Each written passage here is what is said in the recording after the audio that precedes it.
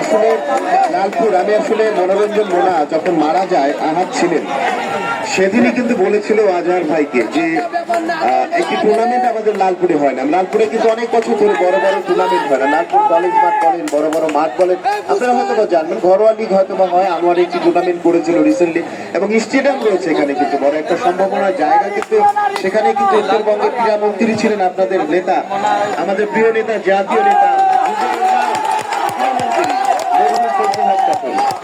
তার অনুদান এবং অনেক মানুষকে চাকরি দিয়েছিলেন যুব সমাজকে। তাকে একটু, তার আমলে মাঠ হয়েছে, এখানে স্টেডিয়াম হয়েছে, অসংখ্য মাঠ হয়েছে। অনেক বছর জানি না কি কারণে খেলা নেই। এবছরে এসে আমি আপনাদের লালপুরবাসী করা হয়েছে, মনোরঞ্জন মোনাকে একটু স্মরণ করা যায় কিনা, যেহেতু মোনা ঢাকা মাঠের খেলোয়াড় ছিলেন, আপনাদের লালপুরের সন্তান।